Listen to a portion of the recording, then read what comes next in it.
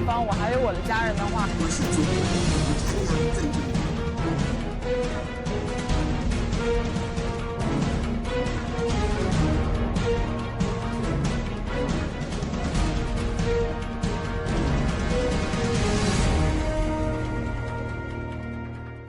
If war breaks out, will you go to the battlefield?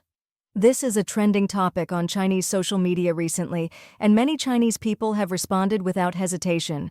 Stop asking me childish questions like, if war happens, will you go fight? I work hard from early morning till late at night every day, and yet the money I earn in a whole month isn't even enough for the rich to enjoy a single meal. Think about it. If I have no money and I get sick, the hospital doesn't care whether I live or die. If I have no money, my child might not even get to set foot inside a school. Tell me, living in such a society, what is there for people like us, the poor, to hold on to or feel attached to? You want us to go to the battlefield, to risk our lives, but for what? And for whom? If a war really breaks out, I absolutely will not participate. The country has never given me any favor or benefit, and I owe nothing to the country. I can't even feed myself properly. I'm not eating enough. I can't afford medical treatment. What would I fight a war with? On what basis should I sacrifice myself for the country? Those are the words of a farmer. And indeed, when you hear such words, don't you also feel a stir in your heart? This is the reality before us. Farmers are always placed last when it comes to receiving any benefits. But when war comes, suddenly they remember the farmers, remember their children and grandchildren. When it's time to charge the front lines, it's always the common people. One netizen responded to the question, if war breaks out, are you willing to go to the battlefield? With this, the house is temporary, the land belongs to the state, the factory belongs to the boss. You need a ticket to enter a temple, must pay to enjoy the scenery, and even the cemetery charges a maintenance fee. Please give me one good reason why I should sacrifice my life to protect someone else's property? These words speak to the helplessness of the lower classes in society and serve as a sharp irony directed at the Chinese communist regime. The truth is, even among today's younger generation with relatively better economic conditions, many have also been quick to give their own answers to such questions. If war breaks out, would you choose to emigrate or go to the battlefield? Emigrate. Why? Because I have the means to emigrate. If we are the ones being invaded and I still have family, then I would choose to take my whole family and leave the country. Because I have to ensure their safety. When the country is in trouble, the children of the rich and government officials should go first. Ordinary people like us will go after. If the country is in danger, would you step up? Step up for what? What would I get in return? If the country is in danger, would you step up? I'd have to think about it. If the country is in danger, would you step up? He will, he will. And who is he? He's a soldier. I can barely survive myself. If war breaks out, would you choose to emigrate or go to the battlefield? Run, of course. What are we waiting for? Can I even run? Going to the battlefield is a quick way to die. If war breaks out, here's a plan. Send urban management officers and traffic police to the front lines. They'll seize supplies, confiscate weapons, and tow away enemy tanks. Then we'll feed the enemy food full of additives and banned substances. They'll fall sick within days. Next, our hospitals will finish the job. Endless tests, overpriced treatments, and sky-high fees. Even billionaires would go bankrupt in weeks. It's a strategy as destructive as a nuclear bomb, but more subtle. What do you think? Would it work? In fact, as early as 2023, a post appeared on Chinese social media platforms that bluntly stated, if war breaks out, I won't go, and I won't let my child go either. I am someone from the bottom rung of society. In peacetime, no one remembers us, but when hardship comes, then they suddenly think of us. They say when the nation is in trouble, everyone has a responsibility. But when it comes to receiving welfare or enjoying state benefits, we are never treated fairly. Whoever wants to go, let them go. I won't, and neither will my child. The post quickly went viral online, gaining countless shares and likes. One person commented, "The children and wives of high-ranking officials have long since run off to the U.S., so why should people like us throw ourselves onto the battlefield, shed blood, and die?" Another remarked, "If war breaks out, then let the party members go first, corrupt officials go first, and send the urban management teams, rural enforcers, and police to the front lines. Lai Jianbin, Master of International Law at China University of Political Science and Law, said the anti-war post shows the public's growing awakening. People are realizing that under CCP rule, China belongs to a small elite, while ordinary citizens live without rights, treated like political slaves. He added, "The Chinese don't want to die for a dictatorship. If there's a war, let the party, its leaders, and their families fight it. It has nothing to do with us. If invasion comes, I might even help the invaders, hoping they'll free us. Why should we risk our lives as human shields? If war breaks out, would you donate money or your life? A tank of gasoline, half of it is tax. A pack of cigarettes, half of it is tax. A kilogram of salt, half of it is tax. So what is there left to donate? Haven't you taken enough already to fight your war?" For years, the Chinese Communist Party, CCP, has continuously bombarded people with patriotic slogans like the cause of national reunification to stir up nationalism and exploit that sentiment to justify using force against Taiwan. However, amid China's ongoing economic downturn, more and more people are finding such rhetoric increasingly repulsive. If one day war really comes, would you be willing to take up arms and go to the battlefield? As for me, I'd take up arms, but the first thing I'd do is guard the airports and seaports, making sure no corrupt official or tycoon escapes abroad. In peacetime, they eat well, live comfortably, and enjoy the best of everything. When war comes, they want to fly away? No chance. When the country is at peace, they benefit the most. When chaos arrives, they suffer the least. Why is that? The foundation of any nation lies in its ordinary citizens. When war truly breaks out, the poor who defend the country are in fact defending themselves. The phrase, "when the country falls, homes are lost," applies only to the common people. But the question is, if war is everyone's responsibility, then who owns the wealth? During peacetime, do ordinary citizens actually receive a fair share of the benefits? It's not that we don't understand citizens have responsibilities to the nation, it's that this society has numbed our hearts. In daily life, we are exploited and treated like inferiors. When we want a loan, we're told our credit is bad. When we apply for jobs, we're told our education is lacking. When we try to enroll in good schools, our household registration is in the wrong place. When we need medical care, we're denied insurance. But when blood is needed, we're called heroes. When organs are needed, we're praised as role models. When soldiers are needed, we're hailed as good brothers. How is that fair? If war breaks out, would people still be willing to donate money or manpower? After years of corruption and injustice, public trust is gone. A country that treats healthcare, housing, and education as profit machines has no future. Real reform means ensuring food, shelter, education, and dignity for all, not building skyscrapers or chasing billionaires. Wars are started by politicians, fueled by the rich, and fought by the poor. When it ends, the powerful remain, the wealthy profit, and the poor bury their children. War is just a political game. Ordinary people are used, manipulated, and sacrificed. Their deaths mean nothing to those in power. The CCP's so-called patriotic sentiment may stir emotions briefly, but it crumbles under the weight of daily hardship. True patriotism means caring for the people, improving their lives, incomes, and future. If you ignore a fallen elder or fear speaking up against injustice, yet shout about destroying Taiwan or fighting America, isn't that ironic? More and more Chinese are rejecting the CCP's slogans because in their daily struggles they feel no care, no support, and no protection from their government. One video shows a 5-year-old girl named Xin who was diagnosed with leukemia. Knowing her family couldn't afford treatment, she asked her parents to let her help sell toys on the sidewalk during her recovery. She's a clever child who knows how to play with the toys to attract other kids' attention, helping sell more of them. The little girl said, "I'm making money to pay for my own treatment. I have leukemia." A blogger on the X platform named Haiwai Baoliao, Overseas Insider, commented, "The world's second-largest economy, the Chinese Communist Party, has allowed a 5-year-old child to take to the streets to earn money for her own leukemia treatment. The young can't learn, the elderly can't rest, and the sick can't be treated. Meanwhile, truckloads of dollars are being handed out across the globe, but not a few coins can be spared to save the lives of its own people."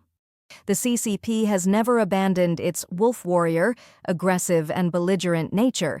constantly threatening to invade Taiwan by force while turning a blind eye to the suffering of its own citizens. Having endured enough pain under CCP rule, more and more Chinese people no longer want to cooperate with the regime. They are no longer so easily stirred by slogans like "Go to war" or "Strike Taiwan."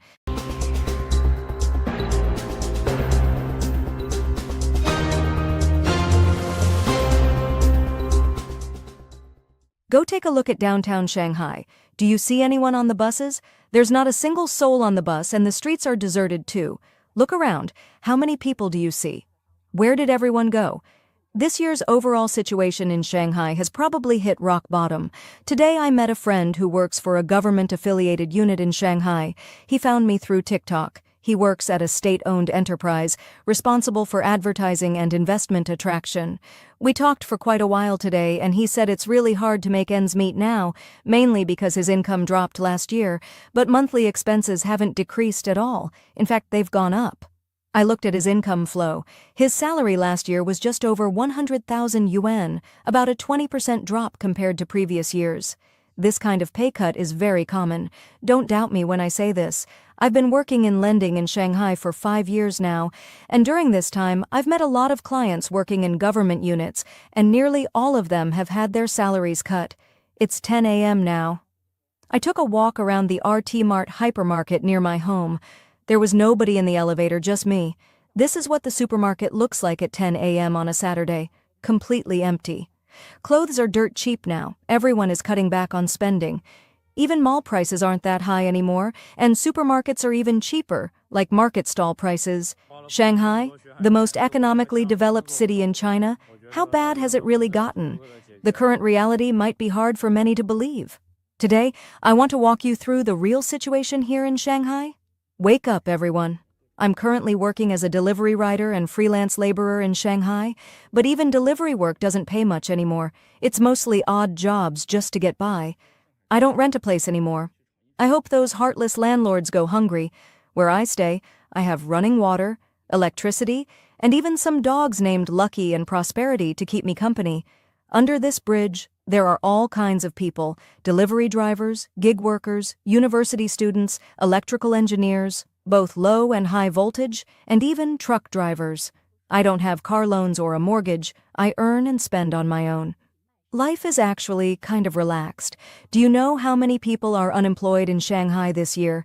And where will all those unemployed people end up? Perhaps the end of drifting in Shanghai is just returning home. Honestly, this year is the hardest year to find a job. New graduates can't find work, and people who are already employed are getting laid off. The current wave of unemployment is truly severe. I heard this shopping mall gets 100,000 visitors a day on average. I can hardly believe it myself. This is one of the 3 largest malls in Shanghai. Take a look. This is Global Harbor. They say it sees 100,000 customers daily, but in reality it's nearly empty. If you gather all the people in one spot, it might look okay, but it's not actually crowded. Even the Manji restaurant chain has seen many of its locations shut down over the past 2 years. This luxurious pedestrian street in Shanghai, on a Sunday no less, doesn't have a single person walking on it. Look for yourself. There's literally no one. If this were a 4th or 5th tier city, it might be understandable. But this is Shanghai, the economic center of China. Even with 1.4 billion people in China, we still can't boost consumer spending? Can anyone tell me why the shopping malls are empty, the streets deserted, the pedestrian zones completely silent? Where has everyone gone? I truly want to call on people to support traditional businesses, to support the real economy. As you can see, the atmosphere is gloomy everywhere, business is stagnant, and there's no sense of life in what should be an international metropolis. Let me show everyone part of the current state of Shanghai's real economy. Ladies, take a look. This is Chipu Road. There was a time when shops couldn't rent out space fast enough. Now, no one is even interested. The whole market is filled with "for lease" signs. Some landlords have even given up collecting rent. They're just asking tenants to cover the management fees, and even then, no one wants to rent. Look, this entire market has a rental occupancy rate of less than 10%. Do you know what the situation is like for workers in Shanghai this year? In one residential community in Shanghai, out of about 120 households, 56 are either unemployed or without stable work. The actual unemployment rate far exceeds the official figure of 4.2%. Just picture it. Empty office buildings, lifeless shopping malls, even graduates from top 985 universities working as rideshare drivers. It's no longer surprising to see software engineers from major tech firms delivering food. In 2025, most unemployed people don't even receive unemployment benefits. Is returning to the countryside really the only ending for those who came to drift in cities like Beijing or Shanghai? This afternoon, during my lunch break, I went for a walk and saw several construction workers lying down to rest right on the roadside. My heart sank, and tears just started falling. These rural migrant workers have worked incredibly hard, pouring sweat and effort into building and developing this city. We should respect their labor, be grateful for their sacrifices, and hope that the authorities can provide them with the fair treatment and support they deserve. A local middle-class resident of Shanghai submitted a piece to a foreign media outlet sharing, "In recent years, along with the downturn of China's economy, my company first cut year-end bonuses, then stopped giving raises, and eventually reduced salaries. By 2025, my monthly income is already 40% lower than it was 9 years ago. The middle-class dream I once had has completely shattered. Now, even putting food on the table has become a challenge." I gritted my teeth and left Lujiazui, moving into a dilapidated apartment in Minhang. Every day I squeeze into the subway to get to work, pinching every penny, yet it's still not enough to make ends meet. I used to think I was one of the lucky ones, but now even just living feels devoid of dignity. What I'm experiencing is only the tip of the iceberg for ordinary people in Shanghai. Looking at the bigger picture, too many people in this city have fallen from the clouds into the abyss. Some netizens have said that the collapse of Shanghai is not just about economic decline, it's the collapse of hope. And what's the root of all this? It's not the pandemic, nor the worsening international climate. It's the top-down authoritarian system of this country that has long strangled every last breath of vitality. Is it really this hard to find a decent job in Shanghai? I've been here for 3 days, interviewed at 12 places, and every single one was for a sales position. Literally, all of them. Are other industries not hiring? Or is it just that the sales sector is short-staffed? But this is Shanghai, the #1 city in the country. If even we are struggling to find work, what will happen come June, when over 10 million college graduates enter the job market? This year is brutal. Stop pushing yourself. That dream 9-to-5 job with a 10,000 yuan salary is no longer realistic. Many haven't found work since Lunar New Year. The job market is flooded, even in Shanghai. Layoffs are everywhere, and whether you're blue-collar or highly educated, no one's hiring. The hard times are just beginning. Some laid-off workers now deliver food or work as cashiers. Others still rely on their parents to get by. One Shanghai netizen said over 70% of Fudan graduates couldn't find jobs in their field. Those who did mostly earned just 5,000 to 6,000 yuan, barely enough to rent in Shanghai. Many ended up as ride-hailing or food delivery drivers, trading years of education for exhaustion. Another netizen shared, his friend, a master's graduate from Fudan who used to work as a product manager at a unicorn company, is now riding an e-bike to deliver food. He works 14 hours a day and earns less than 6,000 yuan a month, barely enough for rent. He has to squeeze into a cramped shared apartment with 5 other people, a room filled with the smell of sweat and despair. Stories like these are not only widespread in Shanghai, but are also surfacing across China's major first-tier cities. Have you noticed how low consumption has become in Zhengzhou? Flights now cost under 10 yuan but still don't sell, high-speed trains are nearly empty, and Zhenghongcheng Mall offers 10 yuan meal boxes with meat and vegetables. It's hard to believe the economy has declined this much.